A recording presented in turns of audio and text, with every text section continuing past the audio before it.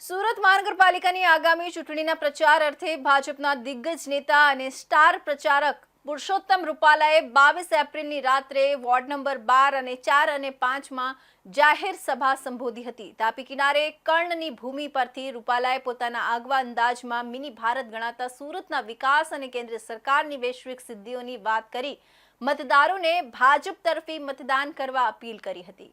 Ward number 4 અને 5ની સભામાં પુરુષોત્તમ રૂપાલાએ પોતાની આગવી શૈલીમાં વિપક્ષો પર આકરા પ્રહારો કર્યા હતા। તેમણે સુરતની જનતાને સંબોધતા જણાવ્યું હતું કે સુરતની ઓળખ વિશ્વભરમાં ડાયમંડ સિટી તરીકે છે, ત્યારે આવા મહાનગરોને વહીવટ સોંપવા માટે ખાનદાન જોઈને મતદાન કરવું જોઈએ। તેમણે વિકાસની રાજનીતિ પર ભાર મૂકતા ઉમેર્યું કે રાજ્ય અને કેન્દ્ર સરકાર સાથે તાલમેલ મિલાવી શકે તેવી ટીમને જ કોર્પોરેશનમાં બેસાડવી જોઈએ। રૂપાલાએ મિશ્ર સરકાર કે વિરોધ પક્ષના શાસન પર કટાક્ષ કરતા કાપડનું ઉદાહરણ આપ્યું હતું। તેમણે જણાવ્યું હતું કે જેવું પેન્ટ હોય એવું જ મેચિંગ બુસ્કોટનું કાપડ પહેરાય। જો નીચે ખાદીનો લહેંગો હોય અને ઉપર ગ્વાલેરનું પહેરીને નીકળીએ તો લોકો ધારવા લાગે। તેમણે સ્પષ્ટ શબ્દોમાં કહ્યું હતું કે જે ટાંકામાંથી સંસદ અને ગુજરાતની સરકાર બની છે એ જ ટાંકામાંથી કોર્પોરેશન બનાવવું જોઈએ, જેથી વિકાસના કામોમાં કોઈ પણ અડચણ ન આવે। વિપક્ષ પાસે કોઈ વિઝન નથી તેવો દાવો કરતા તેમણે સવાલ કર્યો હતો કે તેઓ રાજ્ય કે કેન્દ્ર સરકાર પાસેથી કામ કેવી રીતે કરાવી શકાશે। ગુજરાતની પાણીની સમસ્યા અને નર્મદા યોજનાનો ઉલ્લેખ કરતા રૂપાલાએ કોંગ્રેસ પર નિશાન સાધ્યું હતું। તેમણે યાદ અપાવ્યું કે જ્યારે કેન્દ્રમાં કોંગ્રેસની સરકાર હતી ત્યારે નર્મદા ડેમની ઊંચાઈ વધારવા માટે તત્કાલીન મુખ્યમંત્રી નરેન્દ્રભાઈ મોદીએ 72 કલાકના ઉપવાસ કરવા પડ્યા હતા।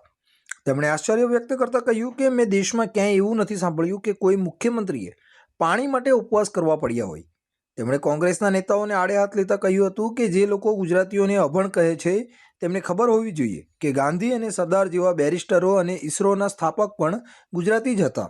હવે ને ત્રીજા સ્લોગન કાઢે છે, રામલલા हम आएंगे, मंदिर वहीं बनाएंगे, પણ તારીખ નહીં બતાएंगे।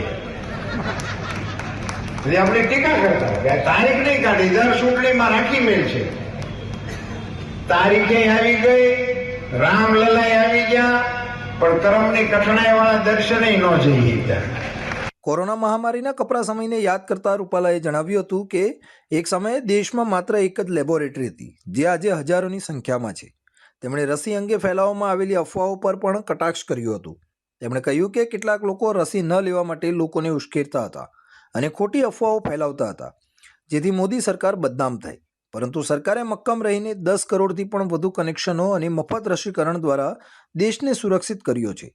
સ્થાનિક નેતા કુમાર કાનાણીની કામગીરીને બિરદાવતા તેમણે કહ્યું કે કોરોનામાં પણ ભાજપના કાર્યકરો જનતાની પડખે ઊભા રહ્યા હતા।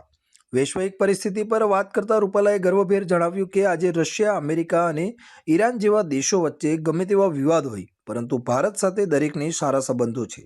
તેમણે કહ્યું કે વિશ્વના નેતાઓ મોદીના પગે લાગે છે તે દ્રશ્યો ભારતની વધતી જતી શક્તિના પ્રતીક છે। વિશ્વના અર્થતંત્રમાં ડામાડોળ સ્થિતિ હોવા છતાં વર્લ્ડ બેન્કે ભારતનો વિકાસ દર 6.4% હોવાનું સ્વીકાર્યું છે। છેલ્લે તેમણે 26મી તારીખે કમળના નિશાન પર પ્રચંડ મતદાન કરી નરેન્દ્ર મોદીના હાથ મજબૂત કરવા અપીલ કરી હતી। સુરતની સાથેના પોતાના જૂના સંભાળના તાજા કરતા રૂપાલાએ કહ્યું કે હું વર્ષ 1985થી સુરત આવું છું। પહેલાં આને મિની સૌરાષ્ટ્ર કહેવાતું હતું, પણ હવે સુરત મિની ભારત બની ગયું છે। અહીં આખા દેશના લોકો વસે છે। તેમણે 2006ના પૂરનો ઉલ્લેખ કરીને યાદ અપાવ્યું કે તત્કાલીન મુખ્યમંત્રી નરેન્દ્ર મોદીએ રાત્રે 2 વાગ્યે પાયસા ચડાવીને સુરતની ગલીઓમાં સફાઈ અભિયાનનું નિરીક્ષણ કર્યું હતું। સભાના અંતે તેમણે મતદારોને એક અનોખી અપીલ કરી હતી। તેમણે કહ્યું કે જો તમે મોદી સાહેબના કામથી ખુશ હો અને તેમની પીઠ થપથપાવવા માંગતા હો તો 26મી તારીખે સવારે 8:30 વાગ્યે મતદાન કરીને લાઈનોના વિડીયો વાયરલ કરજો। દિલ્હીમાં બેઠેલા મોદીજીને ખબર પડવી જોઈએ કે સુરતે મતદાન શરૂ કરી દીધું છે। એ જ તેમની સાચી પીઠ થપથપાવી કહેવાય।